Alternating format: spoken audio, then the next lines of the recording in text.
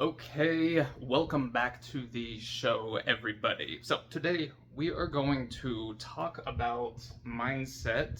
Yes, this is going to be another video of the thousands or tens of thousands or whatever there is out there on mindset. But I hope that in this video we will cover a few things that you don't often hear everywhere and that I've found to be relevant, maybe just as relevant as the things that we do hear in a lot of places. Okay, so, anyways, we're going to be talking about mindset, and also that says nervous system. It's kind of wonky writing on this board because it moves, as you're trying to write on it. So forgive me for the bad handwriting, but you probably can see what it says. So mindset and its link to your nervous system and how they kind of affect each other is what we're going over here. So this video is for people who are looking to improve their mindset, are looking for maybe some tactics or maybe some, I don't want to say like life hacks because that's a little cliche nowadays, but those kinds of like techniques that you can use that maybe you haven't tried before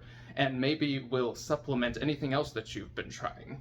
Okay, so mindset and nervous system here are interconnected, and if you want to improve your mindset, you have to really be aware that your nervous system is a powerful component in that. In fact, depending on which way we look at this, the nervous system might be primary and then your mindset is secondary to it. Like I said, it depends on which side you're looking at it from. Both are relevant depending on the subject matter. So what can we say here about mindset and nervous system? Well, first of all, mindset is like, it's those things that you think about, like what kind of attitude do you bring to a situation, right? So like, is your situation difficult in your mind? Is it helpful? Is it inspiring? Is it dragging you down all the time? These are all kinds of mindsets and different attitudes that will basically like contribute to what your overall mindset is. And the important thing, as you've probably heard, is that your attitude can absolutely affect like your altitude, meaning like what you experience usually is more informed by your attitude and mindset. Attitude is kind of a subset of mindset, but like it's more informed by how you approach things rather than how they actually are.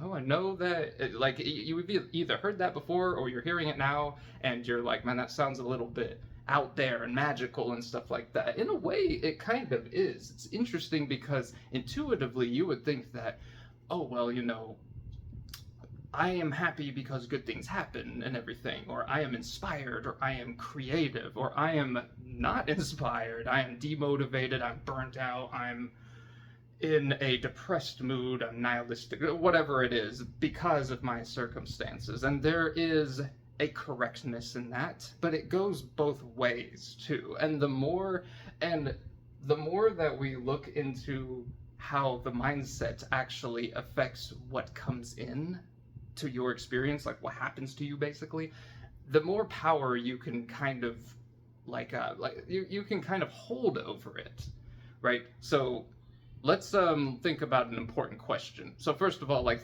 for all the mindset courses out there, or maybe videos like this, maybe all of the creators or the coaches that teach it, or the books or whatever, have you ever felt that, hey, I'm doing the stuff, I'm doing the meditations, I'm changing my life this way, maybe I'm changing the people I'm around, maybe it's my diet and I'm changing or altering or enhancing my diet or my exercise routine or whatever it is. Have you ever felt that, hey, I did all of this stuff and it still didn't really seem to work, right? I think a lot of us have felt that way. And unfortunately, a lot of the times we'll get this message either from creators or from other people, not necessarily because they're trying to harm you, okay? That's not necessarily why they're given this message sometimes, but they'll give this message that, well, it's not working because you are not doing it, or you're not doing it right, or you're not, like, just any of those things. And then here comes the shame spiral, right? Of like, man, I tried my best, and I really did put in effort. If you did, there are people that actually don't try it and then complain. You're probably not one of those people. If you are, then that's the number one thing that I would change. I would change your mindset about that. But like, if you've ever felt that way, a lot of it has to do with that side. Okay? Because here's the problem. Your nervous system is basically the boss of what happens to you and what you perceive, how you perceive it, your attitude, the things you attract into your life, those sorts of things, because of this. Because your nervous system is standing there at the gates, and it's basically saying whatever you experience, love or pain or guilt or inspiration or just any of that, you only experience because we permit it. As you know, depending on what's going on around you, your nervous system can completely turn off parts of you, parts of your being. Like, you're probably not hungry anymore if you are about to get hit by a car and you're needing to jump out of the way. If you were hungry before, you're not feeling it then. You see what I mean? And also, if there's no chance of getting hit by cars and you've been working all day and you haven't had anything to eat, you're not worried about getting hit by a car or getting attacked by an animal or something, probably, right? And then your nervous system is like, okay, we're going to permit you to be hungry now. You know why? Because you are hungry and you need to eat something. So it's like that. Very simple example, but that actually is something that can be scaled way up and way down and applied to all of this and mindset. When you improve your mindset and change it, it affects your nervous system.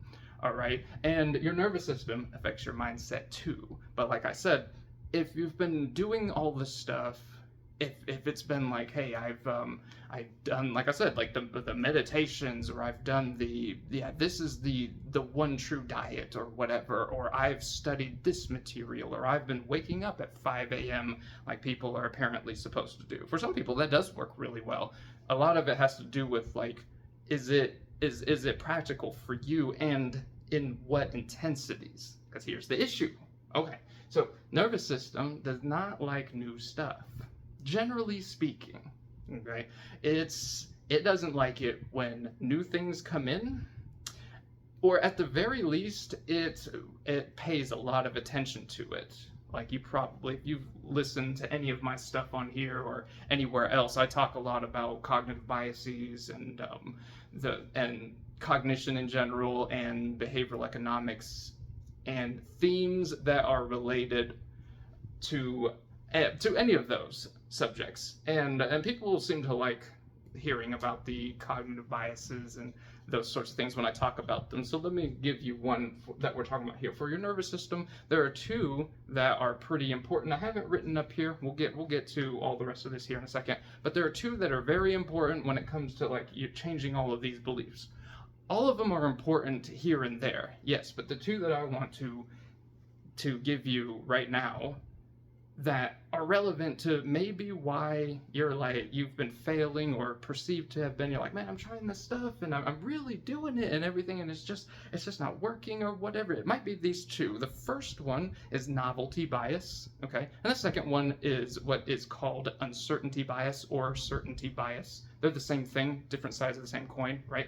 And I have a whole like video series that goes through each of these really important ones. There's about 25 of them. I can't remember exactly how many. It's at least 20. It might be as many as 25 of like the most like important ones that affect you pretty much on a day-to-day basis, a lot of times on a minute-to-minute basis. Okay, novelty bias. What does that mean? Well, it means anything that is new or noteworthy or even surprising, right, or even that stands out, is something your brain and your nervous system, right, is going to snap onto. It's gonna see that, and it's going to like snap its attention directly onto that and keep you focused on it. And even if you're not, it will be focused on it, right? For example, like I said, if the car is coming and you just like, you come around a corner and here comes a car, and all of a sudden you're like,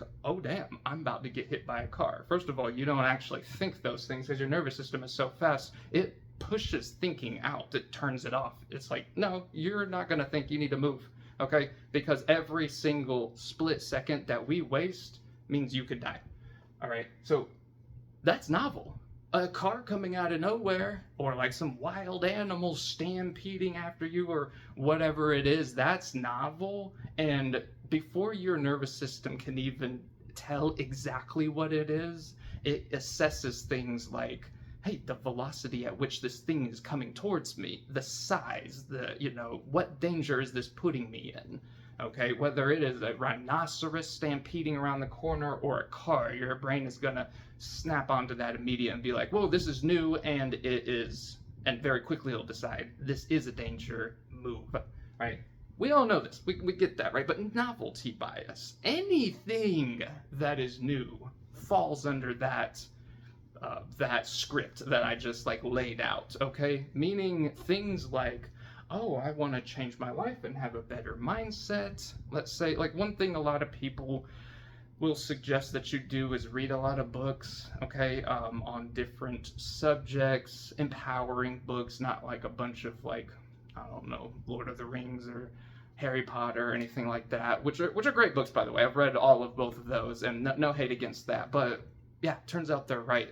When you read a lot of these empowering books, like usually nonfiction titles, usually scientifically based. If they're not scientifically based per se, they are written by people who have a lot of experience with the subject matter and whatever it is. They might not be a scientist, they might be a business person, right? They might be a craftsman or craftswoman of some kind, right? You guys know what I'm talking about. Okay, so here's the problem with hearing those messages, which are good messages. That much isn't being disputed, okay? But if you've ever failed through something like that, or you can apply this to anything else, the diet, the exercise, the whatever it is that you're doing in your life, your friend group, whatever, okay? The problem with saying like, hey, what you need to be doing is reading 4 books every single month, like 1 book a week, every single week, and you have to be doing that. All the successful people do it. Nobody that is successful gets there without reading and all of that. It's not a bad message, but the way it's transmitted causes people to do what? They're like, okay, great, so what do? You go up to your bookstore, or you order your stuff off of Amazon in whatever way it is, whether it's physical, whether it's like an ebook, like a Kindle book or an audiobook, and you start like plugging away at it. Okay? You probably have this experience with that and or other things, to where it's like, yeah, I'm gonna go do all this stuff. Well, here's the problem. It triggers novelty bias very strongly, because your brain isn't used to reading 4 books a month. What if it was, most people don't even read like 4 books a year. In fact, plenty of people I know will go a year or 2 without actually reading a book, like in this capacity, like something that's developmental and uplifting, and not developmental in the toxic productivity sort of way. We'll get to that, because that's also part of this, the nervous system. And if you get into toxic productivity, which is kind of what we're talking about, your nervous system will shut it out and it will defeat you. It doesn't matter how bad you want it, how much you want to stick to the plan, or the whatever advice you got, right? So you get those 4 books, and you might even get through one of them. You might even get through all 4 of them. And then you're like, okay, yeah, I'm feeling good, usually for the first 2 weeks or so. And like, yeah, I'm really changing things, and this is what I want. I want to get that good mindset, and it makes sense. It makes logical sense. Consume good information and improve your mindset. Yeah, that's true. That does work. Here's the problem. Like I said, novelty bias. If it's too novel, if it's too new, if it's too intense, 4 books, and you don't even usually read 1 a year, like a year, if you don't even read 1 a month, going from 1 a month to 4 by itself will probably be too intense for your nervous system, especially if you're doing what other people do. what we all do. I've done this to where it's like, okay, we need a complete overhaul of mindset. So it's not just the books, but we also got to be waking up earlier. We also got to be, I don't know, learning a new language and playing an instrument and going to school or watching a bunch of videos like this. And you know what I mean? It's the cocktail of all the self-development stuff hitting you at one time. Well, that one book that you might have read already a month going up to 4, especially with all that other stuff going on that we just talked about, will trigger your nervous system. It's novelty bias. There's some other things that it does. There's certainty, uncertainty bias, and we'll get to that. But the novelty is like, whoa, this is too new, and it's too much at once, and it'll freak your brain out, and it will push it all away. You see what I'm saying? Okay. So let's talk about uncertainty bias here. Now, your nervous system also doesn't like new stuff because they're uncertain. Maybe it's not a car or a rhinoceros or a group of either of those, right, that's coming at you that is making you freaked out at once. Okay, maybe what's new is something that's longer term, like the book, like the book example. You go from reading one book to reading 4 all at one time. Right? It can be something like that. But it can also be something like, here's a very powerful one that most people, I mean, if you're an adult for any amount of time, most adults get to that point to where they're like, okay, my metabolism isn't quite as robust as it used to be. I need to start getting a little more exercise because we tend to sit around a lot. Right? Sitting is the new smoking. That's what they say. I think scrolling is the new smoking. Okay. Like the new one, but it's practically the same thing. Most people scroll while they sit. And we'll get to that too. Scrolling, by the way, you know why it's interesting? Novelty bias. Because as you're scrolling, there's new stuff coming immediately. And your brain doesn't like new stuff, but it also kind of likes it because it likes working and snapping attention onto things. And the more it knows when you're scrolling that new stuff is coming, the more it's going to make you want to do that, because what it's thinking isn't not that it's pleasurable necessarily, but that, hey, we're going to get to the bottom of this, all this new information, we're going to figure all of this out, and it's going to tell us whether there's danger around us or not. That's what it thinks when you're scrolling, right? And just to put that out there. So, but your nervous system, by the way, is working with uncertainty bias too, because when you do this, got off topic here, but when you're, you know, especially as an adult, a lot of us have experience with this to where it's like, okay, I need to get a gym membership, I need to go to the gym, or maybe any sort of other physical activity that's out there, maybe a club or a group or something, and then what do? You kind of do what you do with the books in one way or another. You're like, we're going from 1 to 4 and we're really gonna charge headfirst into this and go really hard and do it all right. Okay, and so what does that do? Well, in the gym scenario, you go out, you buy all the clothes, you set your schedule, like every day I'm gonna wake up at 6 a.m., get to the gym, be done by 7:30 maybe, and then I'll start my day, and you start and you do good. You do that for 2 or 3 days or a week or two, and eventually your body is like, okay, this was novel for a while and that was neat, but now it's kind of uncertain because we're doing all of these new exercises and spending a lot of energy here and not accomplishing much, and it seems like it's for nothing. To your nervous system, that's what it seems like. And it's like, okay, this is also not pleasurable because, you know, it's hard, especially when you're starting out, to do something like go to the gym.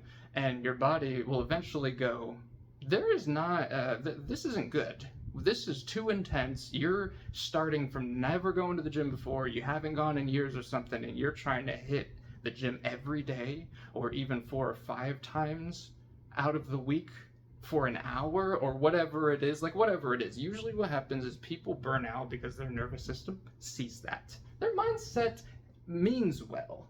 They're like, hey, I'm gonna have this mindset of like improving my life and health and everything, and yes, that's good, it will work. But what so many people do is they, what's called, bite off more than you can chew, right? It's too intense. Like, they, especially when you learn from people like other creators or coaches or whatever it is, and they're like, yeah, this is what I do. I wake up at 5 a.m. every day and I'm in the gym 2 or 3 hours every single day, and I hit all these different machines or different weights and muscle groups and whatever else. And we try to emulate too much of that at once. Freaks your body out because of novelty bias, even if you can sustain it for a few days. Because sometimes it takes your body a little time to figure out, like, okay, should we monitor this a little bit more? Maybe we'll get something good from it, right? But it can't tell that your health improving is the good thing. It's more of an immediate thing, even though it can take a few days to kick in. And then what happens? Everybody, like, after the first of the year, right after New Year's Day, which is historically the most profitable day for gyms and stuff, 2 to 4 weeks after that, so most of the people who signed up, most of the subscriptions are canceled, or the person just doesn't go back. That usually is not a weakness of their mindset or their willpower or their intention. It's this right here. This is telling you, hey, this is too much. It's too new and too much new stuff too quickly, and we don't like this, and it will defeat you. No matter how much you want to do it, no matter how devoted you are, or any of that, if you go too hard to begin with and you don't kind of work it up with some baby steps, it will defeat you. That's just one example. There's so many. The books is another example that, hey, I'm doing this diet or whatever it is, or I'm completely changing my routine this way, or any of those things. Like I said, especially with, what do we tend to do? In good faith, we tend to be like, I want to improve my mindset, and we hear about all these things. Like, you see the lists. This is a list, too. We'll get to some of this. But you see the list, like the top 5 hacks, or 10, or whatever, to improving mindset. Good lists and everything. But if you try to do all of them at once too intensely, which is 90% of people do that, including myself. I've been guilty of this so many times. Your nervous system will defeat you. It will say, no, this is too scary. You are in danger. We're going to kill all motivation to this. So oftentimes it's not laziness that you stopped or you didn't, it's not a lack of ambition. It's like you need to baby steps until you achieve an escape velocity that will carry your nervous system with it without it freaking out too much, right? Okay, we're going to come back to that a lot here. So let's talk about relationships. Because when it comes to mindset, these 3 things, and we'll get to all of these, we've got relationships here, and this is your relationship to yourself and with others, right? Disconnecting, we're going to talk about entertainment and devices, if you can see that over there, and your environment, which very much informs a lot of your mindset kind of subconsciously. And movies, games, this YT over here, that means YouTube. That is just a placeholder for any like other kind of like entertainment, like I was saying. Movies, games, it could be whatever web-based apps or anything can go where YouTube is, okay? So let's start with this, relationships. Probably the most important thing in this whole list is relationships. Now, there's not many things out there, like I know that we all hear about these, like, hey, this is the thing that you need to do. That's what you're looking for, right? If you're honest with it, I know that's what I've been looking for. When you look through like YouTube or other media platforms, or you look through that 1 or 2 or the 5 most important books out there that are going to move the needle for me the most and the most immediately, right? Stuff like that, generally speaking, doesn't actually exist. Have you ever met somebody who read 2 or 3 books and just off of that activity completely transformed their life? It's very rare that that happens, and if it does, that just means that they got a bunch of the other stuff pretty right in their life. And we're talking about, like I said, the nervous system, like reading those 3 books didn't freak it out and stuff, so it didn't like drag them back. Your nervous system will drag you back if you do too much.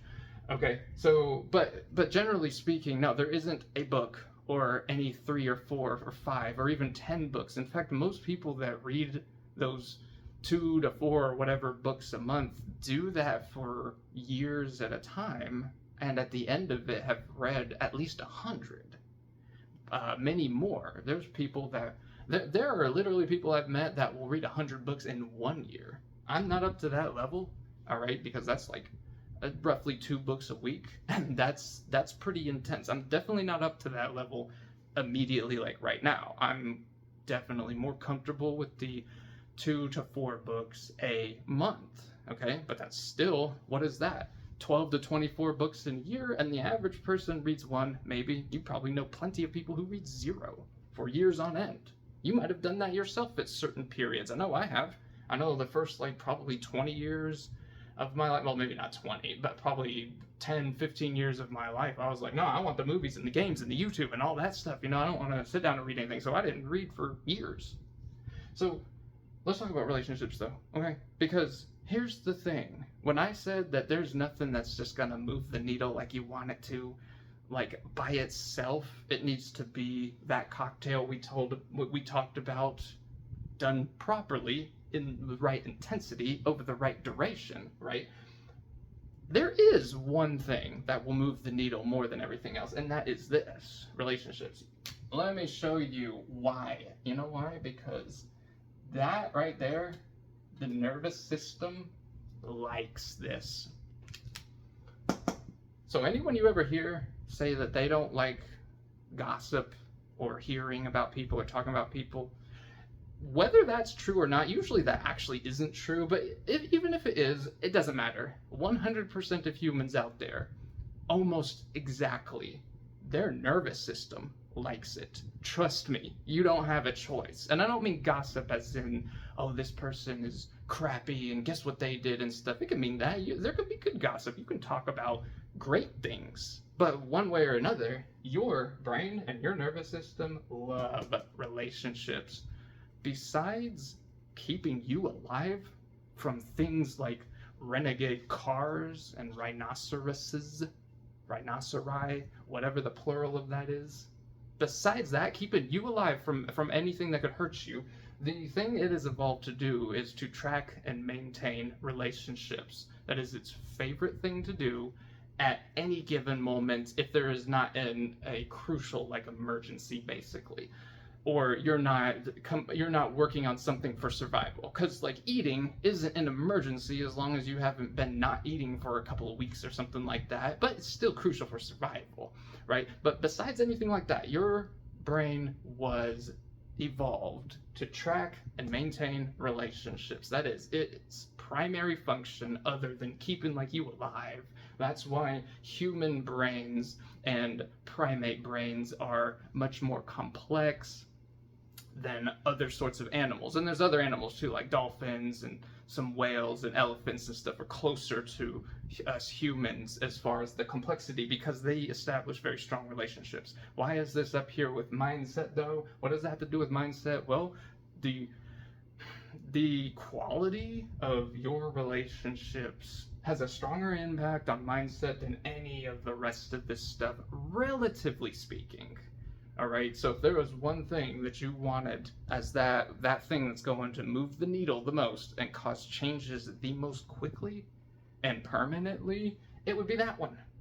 And that's kind of unfortunate in this day and age, because relationships, for whatever reason, are much harder to come by. Despite the fact that we're more connected than ever, we're also more disconnected than ever, because what we need to be doing is disconnecting from all of this and connecting more to that.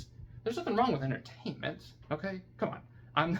I'm reasonable, absolutely. But the problem is entertainment, like, and devices, movies, games, YouTube, and the scrolling and all that stuff, right? Keeps triggering that novelty bias and that uncertainty bias. And your nervous system is confused. It's like, no, we need to keep with this, and we can't miss anything because we might die, all right?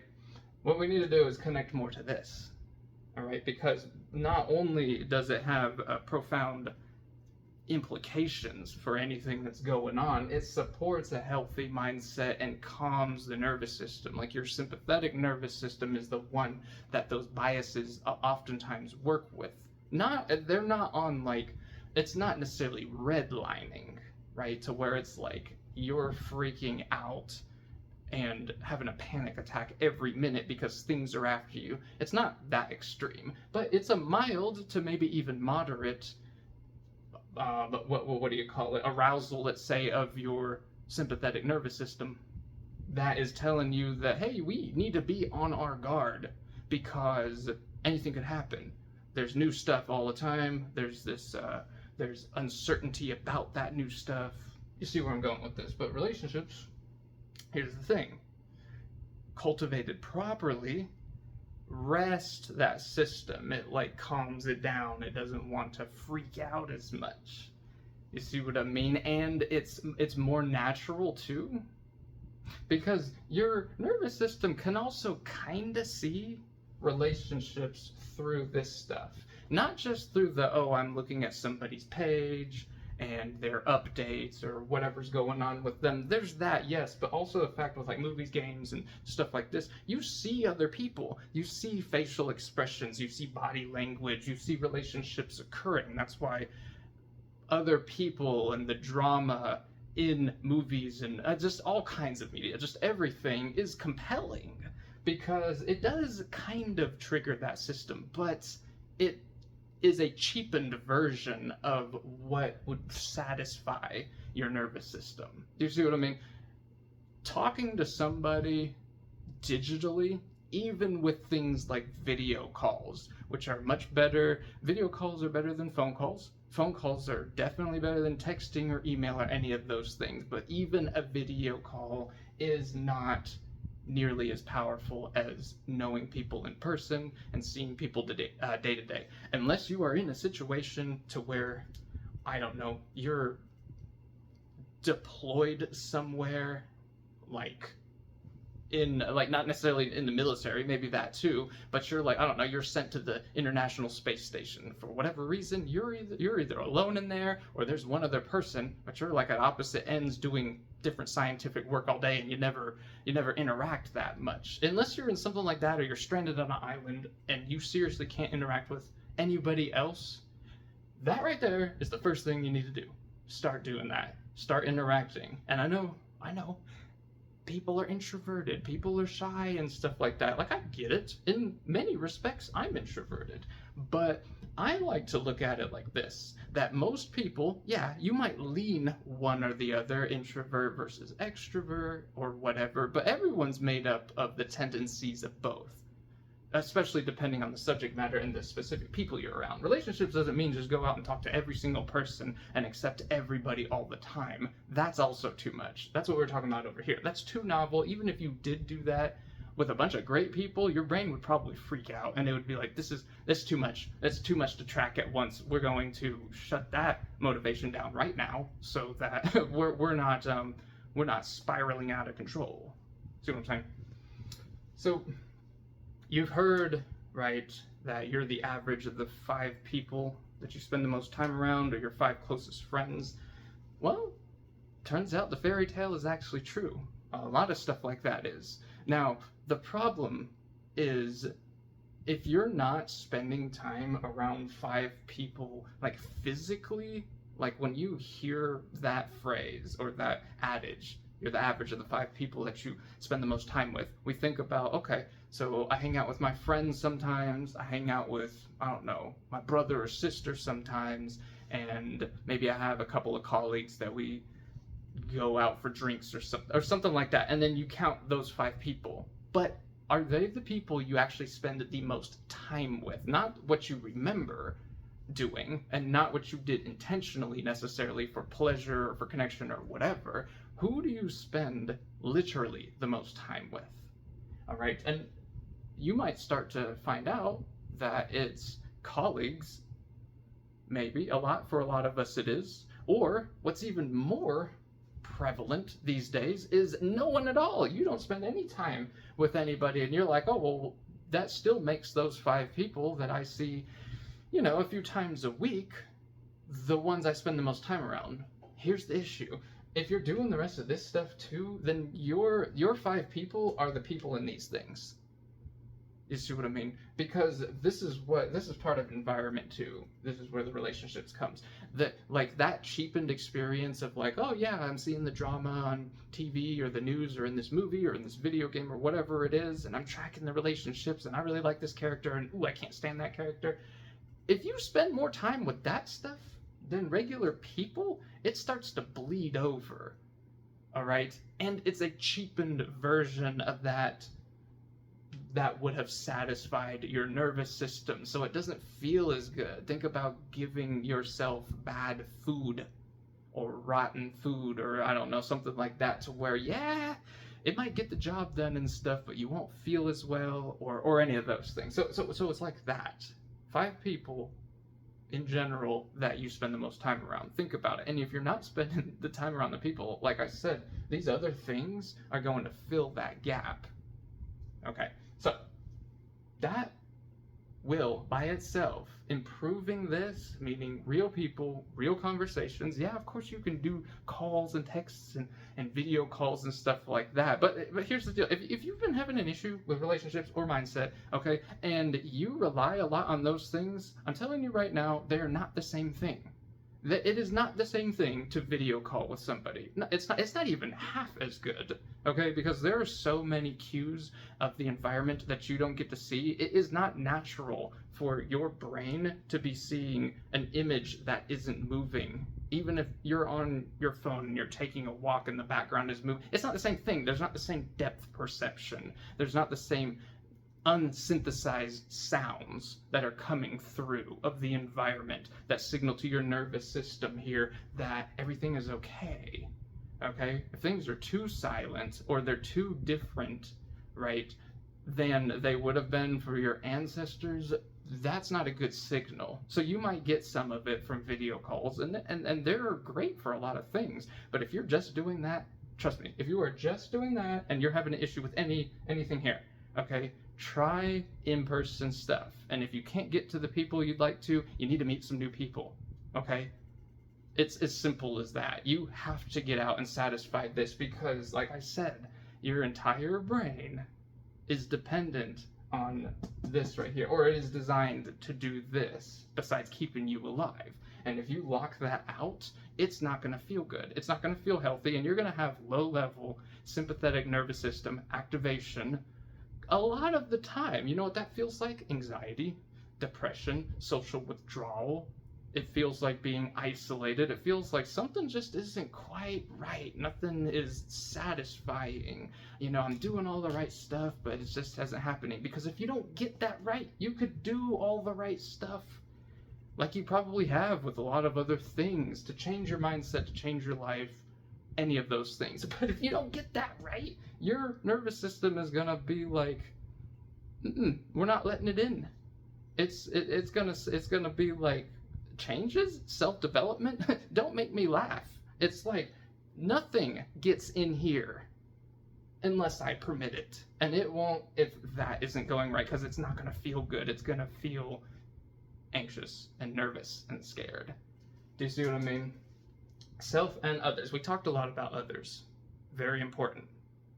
Very important that others think, even if you're an introvert. Like I was saying before, we have both tendencies. Even introverts need social interaction. They might not need the same degree or the same intensity, but everything that I said still applies, all right? And a lot of people, to be perfectly honest, and a lot of people are not going to want to hear this, but a lot more people than would like to admit it are not actually introverted like they claim to be. They're actually traumatized, meaning that, I don't know, like once upon a time you used to talk to people, you used to do this or that, or I don't know, maybe you were bullied in school, maybe you got your heart broken, maybe you were humiliated at work or something. I don't know what happened, okay? And no judgment on it, because those things are real, and that trauma lives inside your nervous system, and it holds on to it for a long time, and you have to unwind that. And in order to do that, it's really a lot of the same stuff, except for you got to be a little more gentle, and you can definitely not bite off more than you can chew, because it's easier to freak out a traumatized nervous system. So instead of hearing 4 books, it's like 4 books, that's crazy. It might hear 1 book a month, and that's crazy. For most people, it won't, but for those of you that it is, then read 1 book every 2 months. Start with something. Don't do something like, okay, I resolve to read 1 book every 10 years. That's not going to be enough to move the needle, like, ever. Okay, and it needs to be more than that. But 4 books in a month, like, don't try that if it's so uncomfortable that it's going to make your nervous system defeat you.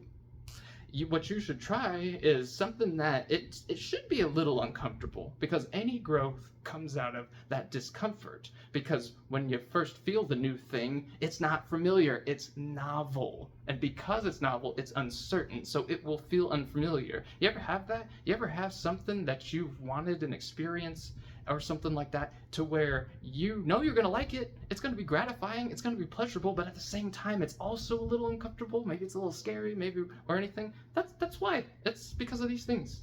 Okay? So we talked about the others. Remember, introversion and extroversion were actually originally coined by Carl Jung, who would say his definitions would be, if you're an introvert, that just means that you are kind of uplifted and recharged and rejuvenated by having your alone time. Okay? But most people, even extroverts, also need their alone time.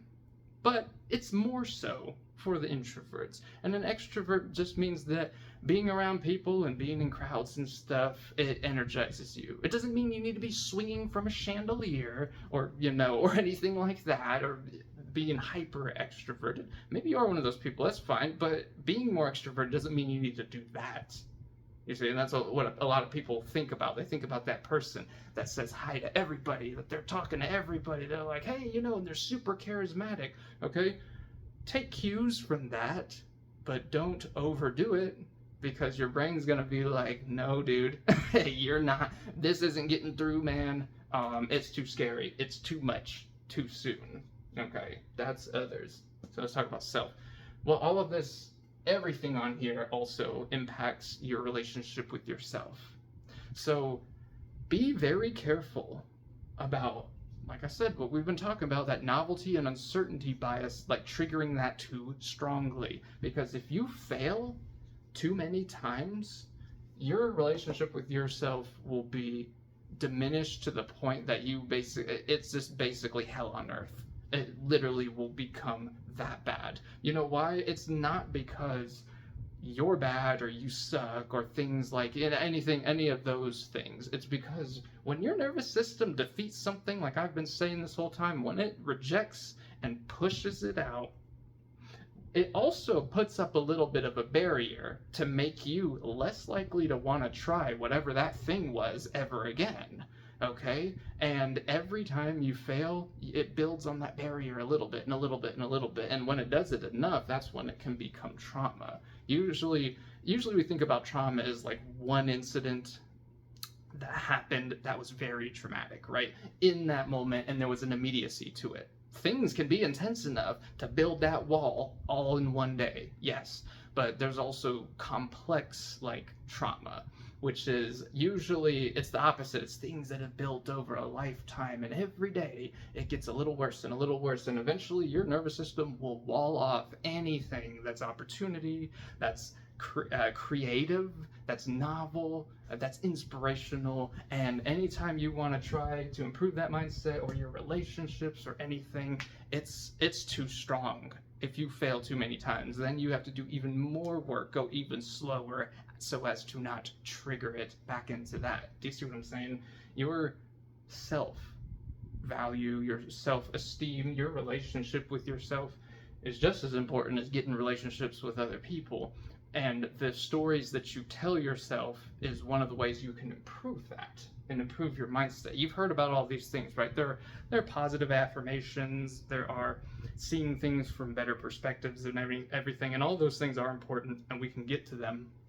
But like, if it's like anything else, if your thing, that might be one of the collection or cocktail of changes you're making for the mindset, and it's too much. So like, yeah, every morning when you wake up, you need to spend 30 minutes journaling all this happy stuff, or all of these inspirational things about yourself, or gratitude, which all of those things are very important and are very powerful, especially gratitude. It is.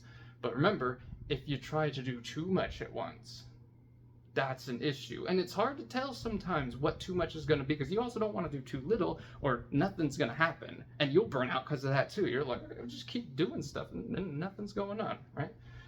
So that's let's talk about disconnecting, because disconnecting is so important. when we're talking about especially relationships. But in order to bring in new opportunity, which a new mindset absolutely will do. In fact, a new mindset in itself is a new opportunity. But in order to bring in new opportunity, new perspectives, things that excite you, happy accidents, you can't be connected 100% of the time. And that means anything. It's not just to your devices or whatnot. It could be just to entertainment. You could be entertained by books. You could be entertained, I don't know, by the news or a newspaper if anyone reads those, or by maybe you meditate, right? Maybe that's not entertaining to you, but if you do that 16 hours a day, the rest of this is gonna suffer, generally speaking. Come on now. So like, disconnecting means like, hey, you take some time to be bored. Take some time to not have something going on. And yes, this absolutely means to take your headphones out. That's like the biggest thing. Turn the device off. Don't put on any podcast or any music or any sound or any of that. When I say disconnecting, at least for these brief periods, try to get a few of those in. That means turn everything off that is going to be giving you sound or light. And because this is what people think. They think that, oh well, it's just ambience, I'm not even really listening to it. You're not. That is. Okay? And I like a lot of those ambient things too, whether it's music, whether it's something just playing in the background for certain things, or whether it is just, I don't know, binaural beats or something like that. Those things all have their use. But if there is no time in your day or in your week ever to where you are not having something going, that's an issue. And that absolutely will block any opportunity that's going to come in. Okay? And devices, usually it's devices that are the issue, because what do? We scroll, we listen to podcasts, sometimes stuff like this, sometimes really good stuff, like we're listening to good books. But if it's all the time, it's more and more and more and more novelty completely. There's just a never-ending stream of it, and there's no processing that can get done. Nothing can actually fit together and come in for you, right? There's also an issue with too much certainty. This is a little different than uncertainty bias, okay? Too much certainty imprisons creativity and opportunity and possibility or any of those things. And if there's any change that you want to happen, all of those things are new, and they are things you are not experiencing now. But those things don't tend to come in, at least not easily, and they don't stay either at all. If we don't have that little bit of downtime, it doesn't have to be much. I'm not saying 4 hours out of your day you can just not do anything. But if you've been having issues and you haven't tried this, try it. Okay? Here's a really good way to do so. The next time you're eating like a meal and you're not at work or on your lunch break or something like that, and you're like actually in your home or someplace to where for that moment you don't have to be engaging with anything, don't take your phone out and watch or scroll anything. Don't put a video on and have it going on in front of you and eat in front of it. Just try it, just one time a day. Just try eating and tasting your food. Actually, so many people don't actually, if you think about it, they don't actually taste their food really. Yeah, there's the little bit of maybe that first bite or something, but after that, the pleasure is over. You could be eating a candy bar, and usually the first bite is the best, and then automatically you go off to do something else, and the rest of it, you might as well not even have bought a candy bar and cheated on your diet, because you're not actually appreciating it if you're doing a bunch of other things. So try that. And chew your food all the way too. Apparently that's a big issue for so many people these days, is they don't chew their food thoroughly. And a lot of that has to do with like the go, toxically productive society we have now, to where if you are not completely working on something or engaged all the time or producing, then you're nothing, right? Is what society says. Or you're going to be left behind of everybody.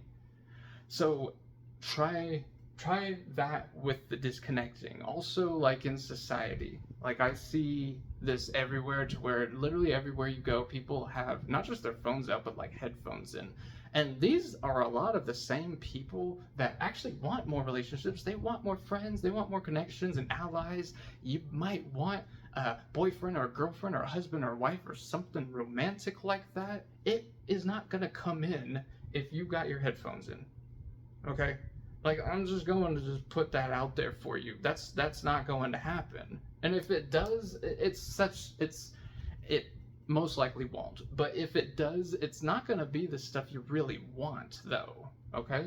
Just try it. If whatever you're doing is working for you, then disregard this message. But I will say, friends, romance, any connection out there that people, if they really think about it, are very starved for, and they want literally more than anything. But there's, I don't know, the world is just so fast, and I gotta do this and this and this. Dude, I would say don't do it.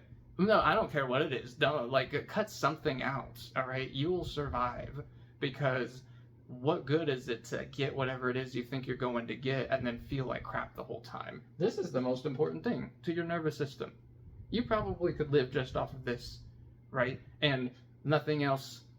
Like, not literally nothing else, but like, you don't need to achieve anything. You don't need to have a fine house and car and a bunch of money in the bank or investments or anything. All of those things are good, and there's definitely a use for that, and that's important. But to your nervous system, it's like, dude, you get this thing right, that will make you happier, faster, and longer than anything else. Oh God, it's just so far ahead of any of those other things. Okay, as long as your basic survival not skills, that too, your basic survival needs are being met. If you don't have food like every day, you need to do whatever you can to eliminate that issue. I'm guessing that's not an issue for you if you're watching something like this, okay, and you have access to this sort of thing. You're probably in a part of the world that doesn't have much of an issue with safety in the traditional sense. So, like, think about that. These headphones, do you know what that does? And this is coming from someone who loves headphones. Like, I like so many different kinds of headphones. Good sound, good noise suppression or cancellation technology, whatever, right? But when you put headphones on, even earbuds or any of that stuff, it sends out the signal that you do not want to be approached. You do not want communication. You do not want to be engaged with. It doesn't matter if it's not true. That's the signal it sends. And people don't look at people and go, that person has headphones. You know, I think that probably means they don't want me to come over and talk to them or engage with them or anything like that. Nobody does that. Nobody, like, goes through that. Your brain does it automatically. It's like within a split second. Like, it sees all that, and that kind of cloistered look. Also, you put your headphones in and people, like, you know, cloister up, or they're on a computer or something like that. That body language sends the signal you do not want to be approached or engaged with, regardless of how you actually feel. It also is reflexive, meaning when you put on the headphones and all this stuff, it makes your own nervous system feel that way, even if you want engagement. You put on headphones and you scrunch up in a corner somewhere, it sends those subconscious signals to your own system, which further reduces the probability you're going to engage with anybody, which further damages the relationship aspect here, or at least cheapens it, which further makes mindset so much harder to change and keep that way, right? I could go on and on about that thing, and I probably will in some other video, but this environment, you've probably already heard of this or surmised that, hey, your environment has a pretty big impact on your quality of life. Not just that, but also what's going on, how you feel, and all of these things. You know, try to be in places that don't have persistent noise, for example. They say that people who live, like, in places like New York, they have higher stress, just baseline, because of all the noise and all of the activity that's going on constantly, and they can barely get out of it. Okay, now the neat thing is that when you're in those situations, in a way, like in a big city like that, in a way, there might be more of a opportunity to connect with people. And there, I read a study. I'm not sure how true this is scientifically, but it's an interesting point. They say that introverts actually, um, for example, they thrive better in big cities. And here's why: it's because they can establish relationships more easily with people who share their specific values. The fewer people around you, the less likely like your values are going to overlap, as well as if you've got a much bigger pool. And in bigger cities, regardless of all the noise and all the rest of that that's out there, there is more opportunity to find little niche clubs and stores and places you like to go, and you see what I mean, stuff like that, right? And so you're not doomed if you're in a big city, but that's one of the things that you'll have to be aware of that's working against you. Environment. I put movies, games, and YouTube here under environment because I want to tell you a quick story about me and my mindset and my environment. One thing that I had struggled with for years is feeling anxious and very uncertain, not knowing what's going to happen, just had a feeling of dread a lot and doom. And my mindset was basically, unless something was absolutely positively overtly positive or a good thing, right, it was bad in some way. And I would seek out the reasons why this is a suboptimal experience, or this is bad, or this is fate, or whatever, this is going to happen, and the world and the government are after me, or just any of those things, okay? We've all probably been there, and if you haven't, you know people who are like that. Well, that's part of your mindset, right? And for me, one of the things that was causing that was this. And specifically, it was also part of entertainment because I am a person who really enjoys like scary stories, right? Scary movies, scary video games especially. I am a huge lover of all those kinds of things. And on YouTube and other platforms too, you have a lot of people who they write stories, or they have stories submitted to them and then they read them, right? You probably know a few creators that like that's their thing. So I like the scary stories, or the tense mysteries, or and those sorts of things in all of this. So I was thinking to myself, you know how you probably have heard, like, if you want to be happier, don't listen to the news as much, because the news is basically like 90% negative. It's all fear, and it all uses that novelty we talked about bias from your nervous system, and that uncertainty bias, like literally, and on a larger scale, it's called media bias, which we can get into like later on. But like they say, don't look at stuff like that. Don't be looking at everybody else's profiles and all their other social media too much. Of course, you can do it and engage and live your life, but when you do it too much, this is what happens. It starts to impact your self-image because everybody puts all their greatest things out there. You don't see any of the struggle. You don't see any of the like the difficult times of bad hair days, or the, oh, I messed my makeup up, or oh, I got a little bit of a gut during this month or something. I don't know what it is. You don't see the crappy stuff, yeah, I mean, you guys know this, and that's why it's hard to keep on going and looking at everyone's updates and their status and their posts and stuff when it's all this wonderful stuff, because even if you logically know it's impossible that their entire life is that wonderful stuff, your brain and your nervous system have a very difficult time separating the two, because it's working off of that instantaneous information. It's getting informed instantaneously, like, oh, this person is succeeding, they're doing awesome, this person, this person, this person. And what that does is it lowers your self-image, it lowers your status in society, right?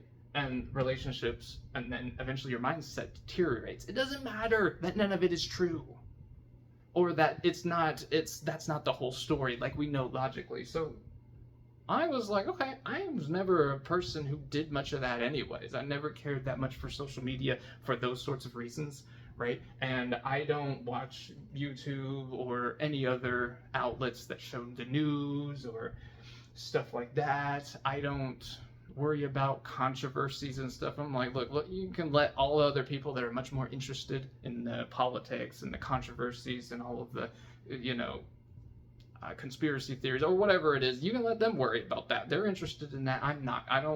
That stuff has a bad effect on me. And I was like, but here's the good thing. I don't engage with those things. So my media diet is really good. My environment of media and entertainment is good because I don't I don't engage with those things. But here's the problem. But I was still feeling the effects of how you would generally feel if you do engage those things. You know why? It's because those movies, those games, and that YouTube and whatever else, like I said, that I liked so much was all this scary stuff, these horror stories, these, you know, the games, survival horrors, and these psychological tragedies, and like, oh, the ghosts and the demons and the zombies and the slashers or whatever are coming after you. You guys seen some of these scary games, right? Like Resident Evil or Dead Space or Outlast, or even the games that aren't really necessarily this scary. Like, you could have just a lot of regular games that aren't quote-unquote horror games, but they have those themes of, hey man, all the time you're about to die and you're having to kill other people and all of this stuff because that progresses the game and whatever. Now, I'm not saying don't ever do any of that stuff, everything in moderation, but the thing is, for my movies, my games, and my like stories that I like at the end of the day, I'd like to listen to a couple of these stories and wind down. That's what I wanted, and that's what I would engage with the most. And then I kind of put it together finally years later that, you know what's funny is, like, in all these movies and stories, and especially in the games, because games immerse you even more because there's actual action that you have to take in order for things to happen, right? And all of those things, there is constant anxiety. There's constant, like, melancholy. There's constant survival, and you're almost not making it, and this and that and that and that, right? You see what I'm saying? And I'm like, isn't that kind of how I'm feeling in life? I'm anxious, I'm depressed, there's melancholy, I'm like, I'm not doing good, I'm barely making it, you know, what if this happened? And so I put it together, and I was like, you know something, I actually have a pretty bad media diet. Yeah, it avoids the news and the social media scrolling, but it just replaces it with all of this stuff. And so what I had to do is cut a lot of that out. Now, you don't have to cut it completely out, but like, if all of your entertainment, because this stuff was pretty much all of my entertainment. During times that I had it, I might play a game for half an hour or watch a movie for half an hour or an hour. Movies and streaming or whatever, like shows, it's the same thing. Or I'd listen to, like I said, at the end of the day, this. So this was like 90% of all entertainment that I had, even if it only was like an hour a day or 2 hours. Sometimes it was 3 or 4, maybe it's the weekend or holiday, I don't know. But it was all that stuff, and I was like, isn't it interesting that I might not feel like somebody is about to, you know, harm me all the time, which happens in a lot of these things, but the feeling inside is the same, of the anxiety and like, oh, something's gonna happen, and the dread, right? And a lot of it literally went away so fast when I relaxed all of my engagement with that stuff. You see what I mean? Still love stuff like that, obviously, but it's the moderation too, though. I was like, okay, let's replace that with some happier stuff, right? And even it out some. Do you see what I'm saying? And it was even worse because for me, this stuff isn't scary to me, right? Like all the movies and all the whatever scary stories, they're not scary to me like anymore at this point. You know, I'm not trying to flex on anyone and say no one can ever scare me. I'm not one of those people. They used to scare me a lot, and my nervous system got addicted to it and was like, we like this uncertainty and novelty, even though we also don't like it. Because as it engages with that uncertainty and novelty, it thinks that it's getting ahead of something that is going to actually threaten you. And it thinks that, hey, if we engage with it enough, we'll figure it out, we'll be able to prevent the threat. You see what I'm saying? So all the scary stuff was triggering that on the regular. But after so many years, I'm like, I cannot watch a movie or even play a game, because scary games are scarier than scary movies, at least in my opinion, because it's so personal. You're literally like in it and choosing things, and you if you know, you know, you see what I'm saying. But it got to the point like I'm like, I nothing scares me anymore. There's not like, okay, creepy hallway, okay, let's charge down that thing, you know, with our knife out or with a machine gun or whatever, and we're not even gonna tiptoe anymore. And then even jump scares hardly get me anymore. Sometimes they do, but so often I will play a game and I will see jump scares and I'm like, that was actually a really good one, and it didn't get me. And I wish it would have. I'm playing it to be scared, and I'm like, God, that was such a good one. It didn't work, right? Why? Because I had habituated. Because those things, being in that state, that anxiety and that stress and all that stuff had become resting state to my nervous system, and now it didn't affect me at all. And oh, it's like, hey, you need a stronger and stronger dose of a drug to get the same high and stuff. I needed more and more and more of this, and I wanted it so much. That was the key. I'm like, man, all of these feelings that they're causing me to feel, I desire and am seeking them out. That's how bad this has become. The things that I don't want to feel, well, have become resting state for me, to the point that I literally purposefully seek them out. You see what I'm saying? Okay? I'm saying all of this because environment can work like that in so many ways, and it's very, very sneaky. It's very covert. It's something you're not going to see it if you're doing this. If you don't disconnect, if you always have those headphones in and you're blasting music every single place you drive in your car, or maybe if you're walking out on a walk somewhere, or while you're eating, and you see what I mean. If it's all the time, you will never see this situation that I just came up with, because you're in it, right? At that point, you're so immersed and you are embodying it that you can't see it. It's like how you say a fish doesn't know that it's in water, because water is everything, and there is really no separating that. Everything else you can see, but it doesn't know that it's in water, because there's so much. That's what I was with this. So that's why disconnecting is so important, you know, on top of everything else we talked about. Okay, so, you know, just a small recap here. Mindset, absolutely important to try to change for the better, like we all know, but get other things in here that I've been kind of showing, and you have to do it so as to not irritate this.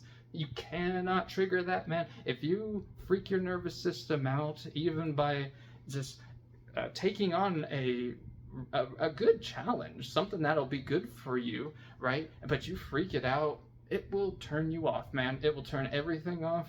This really right here has the keys to the kingdom. Nothing enters your awareness or your perception or your mindset or opportunities for relationships or anything. Nothing gets in unless that permits it.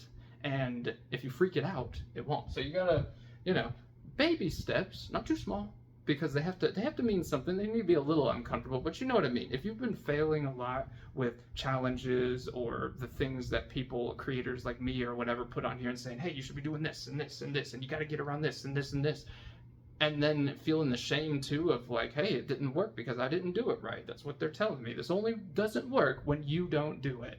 Okay, that's not the whole story. Okay, there is a correctness obviously to that, but that's not the whole story.